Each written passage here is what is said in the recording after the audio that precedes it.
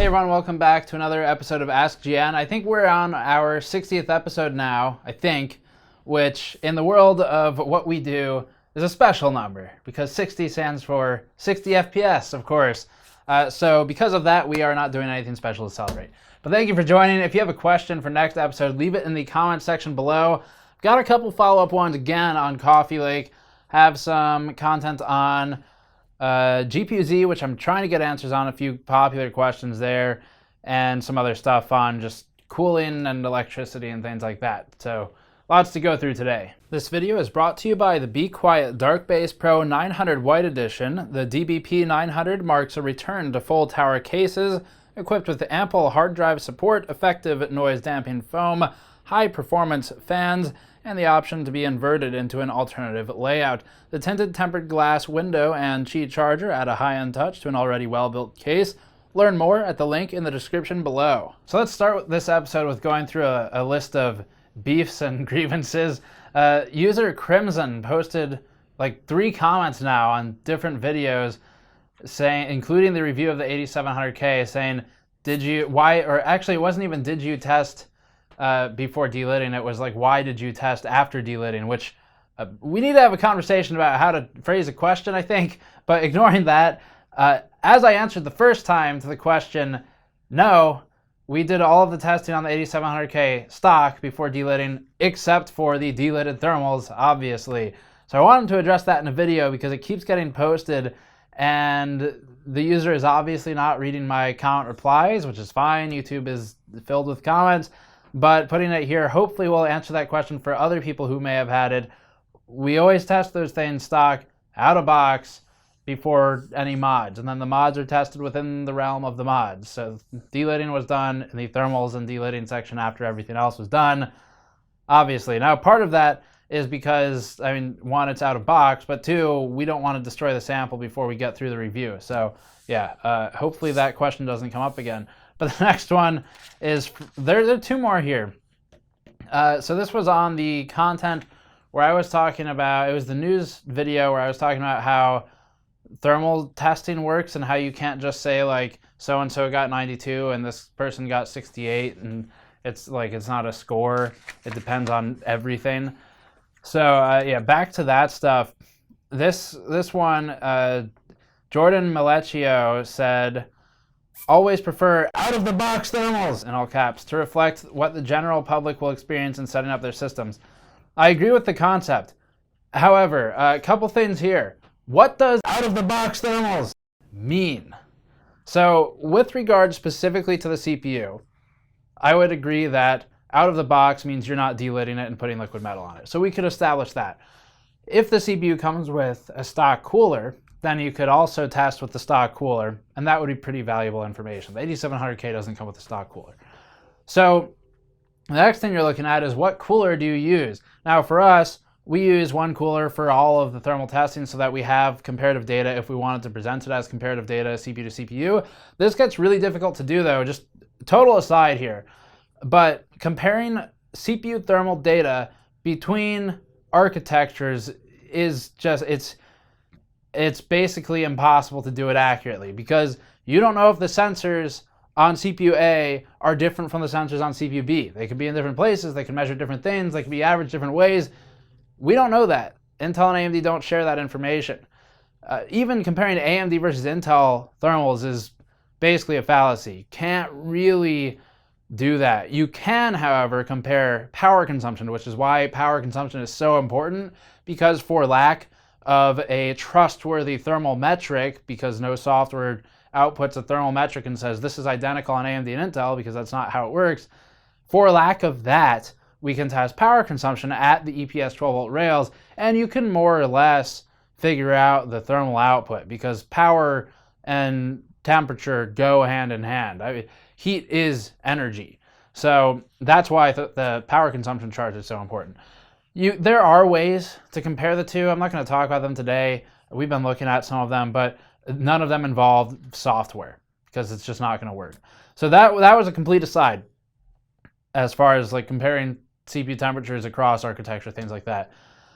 But the next part, so this guy's comment of I prefer out-of-box thermals to reflect what the public will experience.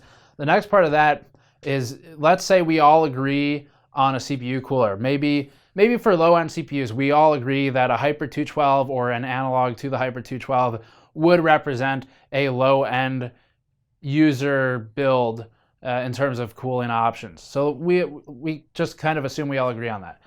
The next part, though, is what software do you use to burn the CPU in? And this is why we use Prime and Blender, because Prime 95, there's a lot of different versions of it, like 30 of them, but they all kind of do slightly different things, and all of them in one way or another will torture the CPU in ways that either will or won't ever be experienced by a user. For gamers, a lot of the time Prime is kind of absurd, kind of like FurMark is. However, Blender also serves as a test that's somewhat real world and represents how the CPU can be used in a non-synthetic application. Now, Prime, of course, represents compute workloads to some extent, so it is kind of a realistic application, but it's not realistic enough for most of our audience, hence the addition of Blender. You get into things like games, those don't really work for thermal tests for a number of reasons, but Blender's a pretty good one because it's really consistent, it maintains 100% load non-stop for the most part, and it's super easy to replicate. It does the same thing every time, so it's what you want without being Prime, which is also crazy good at what it does, but it's got a lot of difficulties in there in terms of benchmarking, and it's not always representative. So for out-of-the-box thermals reflecting what the public experiences, the question is, again, what does the public expect to see there? And so that's why we do Blender and Prime. Prime gives you a complete torture scenario where you know this is one of the worst possible cases for the CPU. It should not get any worse than this. And you want to know that because you want to know, under a worst case scenario, does it throttle or experience some kind of bad behavior? Because if it does, that's clearly a flaw by the company's manufacturing or engineering.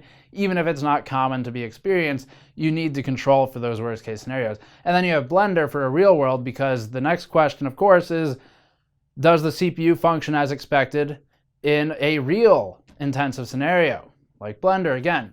So that's why we do those. And the point of saying all of this is to highlight that, once again, like I did in the news video, temperatures and thermal testing, it's a lot more involved than just turning on hardware info and telling it to log, because you really need to understand what's going on. Another good example is Prime. So you can use version 26.6, 29.2, 28.5, any of those.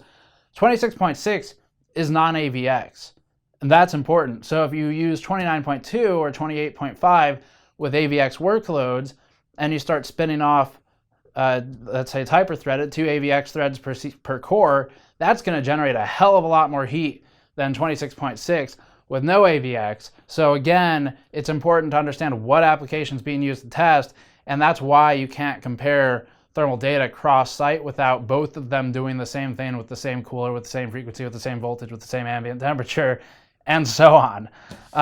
So yeah, thermals for our testing, our numbers for temperatures are meant to be compared to our other numbers for temperature unless otherwise noted. It's not always conducted the same way. We kind of leave it up to you to read the chart title and make that decision of, is this the same as the other one? Because a lot of the time they're not, but we have all that information in the chart title so you can tell. So hopefully that helps some of it. Now the next thing, so this was a similar comment that I'm addressing these now because thermals recently have become, out of nowhere, more interesting to a lot of you. We've been covering thermals for like years now and no one's cared, but suddenly people care. So time to talk a bit more about how it all works. But this comment was from Alan Tinsley, who said, thermals should be consistent across the board. 30 degrees Celsius is huge. This is referencing our, 70 versus Linus's 92 or whatever. So 30C is huge. Thermal should be consistent across the board. Heatsink is irrelevant when pro reviewers perform the same benchmark, since all respectable reviewers use the best they have. Not sure what that means. Gamers Nexus lost a lot of street cred with this video. Okay, so street cred aside, which is something that I've always strived for. I've never wanted anything more than to be street. So that's a GN hat, by the way. Buy one. So yeah, this comment, no, just no.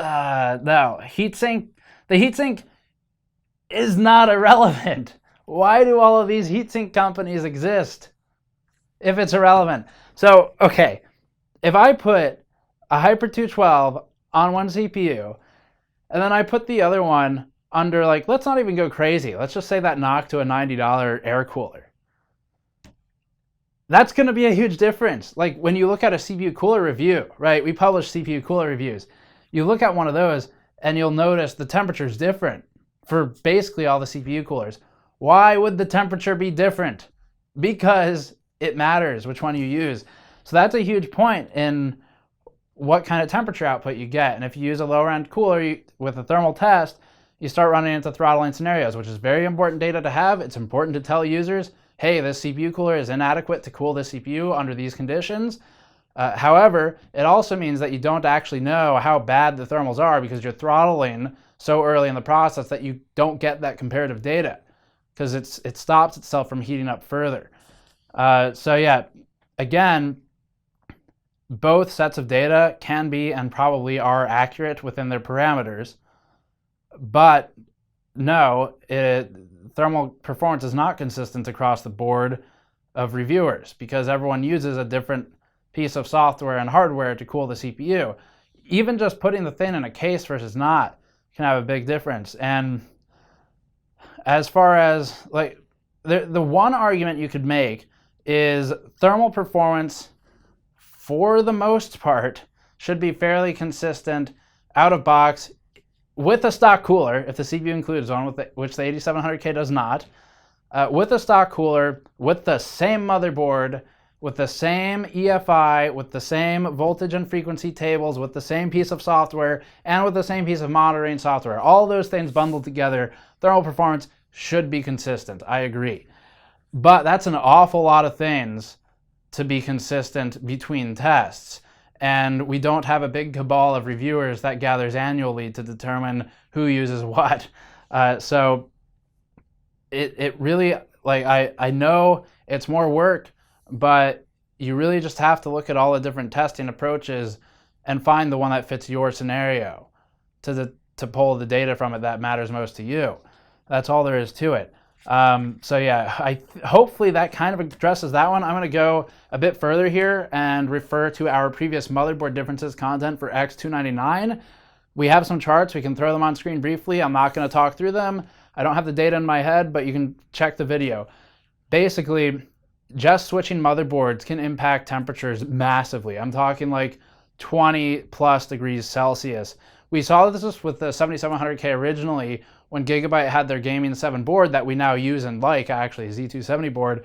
But at the time, it had outrageous auto voltage settings where it was blasting the CPU. I don't remember. I think it was 1.35 to 1.4 volts like all the time. And they fixed it. But doing that means that the temperature of that CPU on that motherboard is going to be way higher than on, let's say, a Gigabyte or an Asus board that has an auto voltage of maybe 1.25. And actually, to that point, I do remember these numbers. I think Gigabyte's before the fix was something like 1.35 to 1.4 volts at the same frequency, mind you. And the other board we tested, we were able to get stable on an MSI board at like 1.18. Your drop 1.35 to 1.18 volts is massive. That means your power consumption drops a lot, and that means that your thermals drop like 20 plus degrees Celsius in some tests. So just again to reiterate, the motherboard used matters, and this bleeds into one of the actually really good suggestions or questions from the last askgn. Let me see if I can find it. It's out of order here. This one was from Nilson Fernandes de Lima, who said, Steve, it is starting to make more sense instead of only doing CPU benches, start to do also motherboard vendor benches. This topic of some vendors having differences in the thermals because of the voltage you configure are not the same as the users, obviously not English speaking first language, but I understand what you mean. I think most people do. So if I understand this question correctly, it's, Steve, instead of us just CPU review, insert CPU name review, we need to better note the motherboard used, because the motherboard impacts thermals because the voltage configured is not the same across boards. That's more or less what I'm getting from it. And I agree. So yeah, this is where we've been doing actually a lot more of these. So we had the X299 motherboard differences impact on thermals video, and previously we had one for Z270 with the Gaming 7. So we're doing it more and trying to raise some awareness to this. But yeah, basically auto voltage and frequency across all these boards can vary a bit. Frequency not so much if they comply with Intel spec, but voltage for sure. So for example, I don't know if I can publicly say who it was, but one of the board vendors I spoke with recently was saying that the reason some of their voltage readings that we saw were higher than their competition by about, I think it was like 100 millivolts or something. It was a decent amount higher. So they were saying the reason that they're, oh no, actually it was less than that. It was like, yeah, anyway, it was 60 millivolts. So the reason that their voltage readings in our test were 60 millivolts higher than a competitor's voltage readings was because they found in a specific application, Adobe Premiere actually, the CPU with a multi-core enhancement feature enabled would become unstable.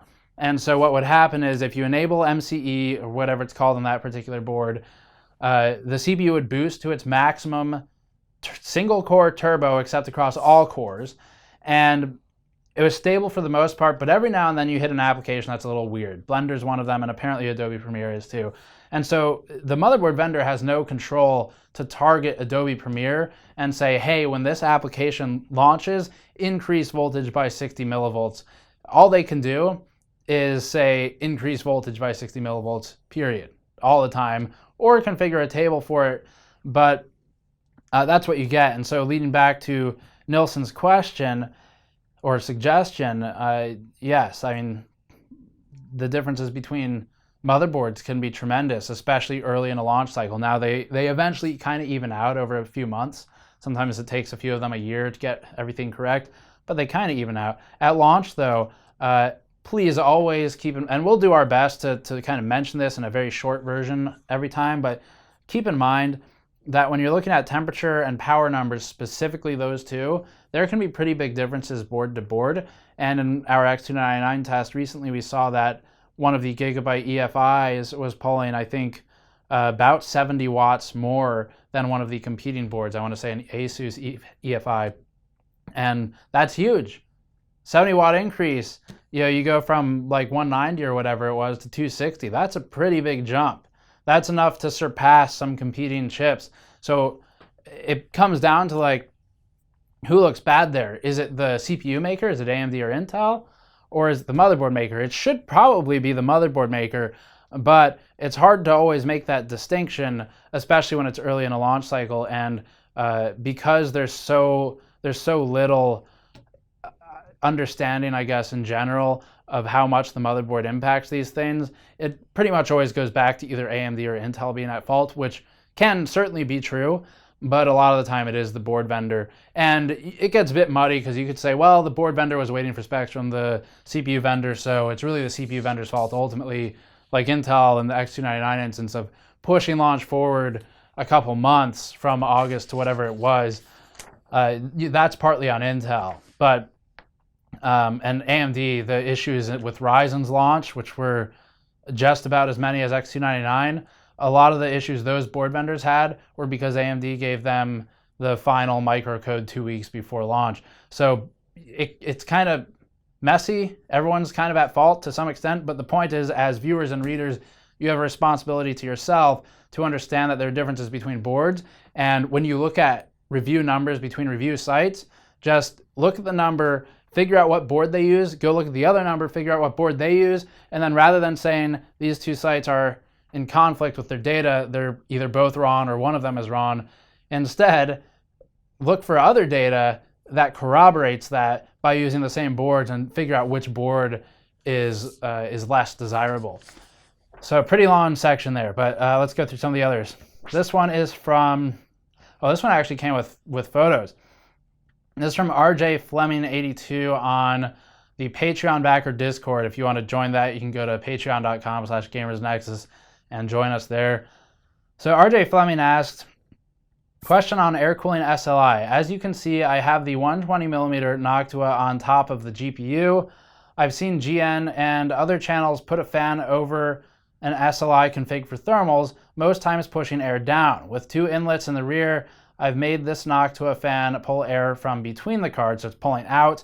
My thermals seem better this way. Is there a reason GN prefers pushing air down on the card or fan in this config? Yes, so we are pretty much always doing those kinds of tests, either in open air or in an open, like, big case. And generally speaking, for our setups, particularly with open air, all that really matters is that you feed as much cold air to it as you can. And then you're trusting, if it's a blower card, you're trusting that it just exhausts it all out the back. And if it's not, then you're basically just going for push as much cold air in as possible. And then the rest of it will, just by nature of all this airflow going one direction, all the linear feet per minute, whatever airflow, it'll just kind of find its way out the back of the system. And this gets to a point where when we do some more extreme, really like hot thermal burn-ins, I think we did with, when I had Vega set up to draw like 400 or 500 watts of power. When we do that, if I'm not doing a thermal measurement test and I just want to get the hot air out of the room so that I can keep benching and testing games and stuff, I'll actually set it up so that the bench is kind of shifted so it's facing the exhaust out of the window, open the window, and then set up some fans, case fans near the window that just push air out.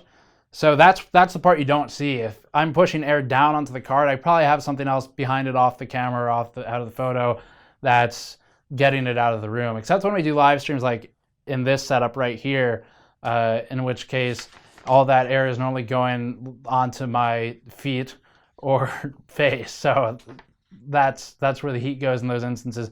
One more note that's related to both this and the previous set of questions. I mentioned all this stuff about motherboards. Ambient also matters, so keep that in mind. We log ambient second to second with thermocouples, and that allows us to make sure it's consistent, or if it's not, make adjustments or modifiers as necessary. But that's just another point of consideration, is ambient room temperature.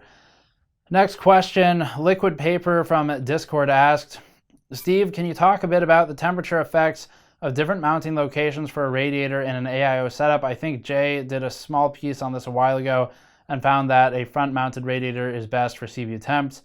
I understand that it varies case to case. What temperatures would someone generally see you mounting on the top, exhaust versus intake? We've done some of these tests in the past.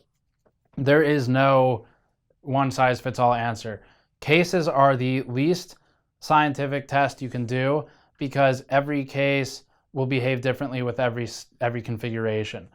Some cases, for example, if they have the closed-off front panel, like the S340 Elite, they're going to have worse thermal performance with the front-mounted radiator than obviously a case with a mesh. Or in the same case, like the S340 Elite, we actually did some testing on that one with a 140 radiator mounted in the front, the top, the rear, as part of that NZXT blog I was talking about last episode.